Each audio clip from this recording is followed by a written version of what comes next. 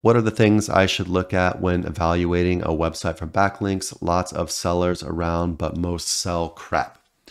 Yeah. So I guess the first thing I'll say is that, and I've said this before on some other podcast or something, I can't remember, but I feel like people fall into two categories. They're either not strict enough with how they evaluate backlinks, like they're way not strict and they just build a really crappy backlinks, or they are way too strict and they basically remove a lot of link building opportunities that could be fine because they think they're crap when actually, maybe they're doing some things that other people say, oh, you should always check this, and maybe they break that, right? But Google, it's not exactly the same thing. Like, what works with Google and is really a lot different than all of these like metrics checks that a lot of people like to say, or even on our, even for us, for example, our like guest posts, we have all of these different checks that we say, we guarantee this. However, if I'm building links for myself, I'd probably be a little bit less strict on a lot of stuff because I know that a lot of stuff still works and can work quite well, but customers don't necessarily like, right? But anyway, some things you can like go and look at. I guess I'll just go ahead and I'm gonna pull up. I'll just pull up our Sir Links a lot on Ahrefs, and we can just look around real quick, and I'll just show you some quick things you can look at. But you got to remember that basically there's a million things you can look at, and none of these things should like just completely discount you getting a link from the website. So anyway, come in, look at the DR. Of course, higher DR is good, but as I made a video on my other channel, DR is actually really easy to manipulate right now. So DR alone is not a good judge. So look at DR.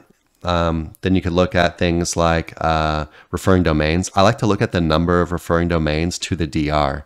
So like, we have about 1,000 referring domains in a DR 60. So this is quite natural.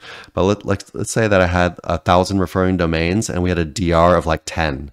This is not natural, and this is something you can only really learn from doing things for a while. But there can be a ton of fluctuation here as well, because they could just be picking up like a bunch of like spam backlinks naturally, like they're not building them.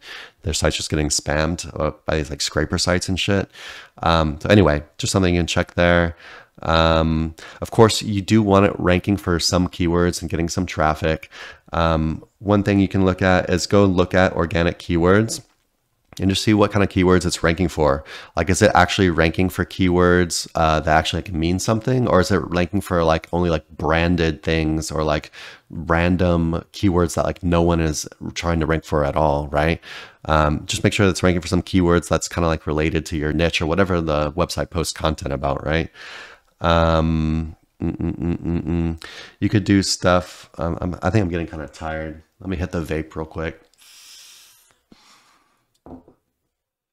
I started vaping again recently. It's such a stupid idea, but here we are. All right. You could look at other stuff, like you could look at outgoing links, and you could look at link domains, and just try to make sure they're not linking to a bunch of like really low quality stuff. It could be a link farm, but anyway, a lot of websites that you will be able to get links from, they are going to be linking to low authority stuff as well. But you can see, for example, on Sir Links a lot, you can see that we really don't link to many websites at all that are like super low authority. And this is kind of like, we don't sell links at all on our website, of course. But anyway, that's something you could look at. But yeah, I think the main things I really look at, just like a very quick check, very basic check, DR, how many referring domains. You could also like check out their like backlink quality, make sure they're not just getting like spam domains. You look at their anchor text as well, make sure they're not getting like spam exact match anchors. Make sure the website has like a decent traffic graph. Make sure they haven't been like hit by any updates. See how like, for example, our website has ups and downs, and that's completely normal. So like if we were just like right here, the site lost some traffic, but it's still healthy. It's still fine. Didn't lose all of its traffic. Didn't get hit by an update. It just had a little bit of a downturn, right? And then boom, it went back up again. So downturns and these like this is just fine. This is natural as far as like rankings go.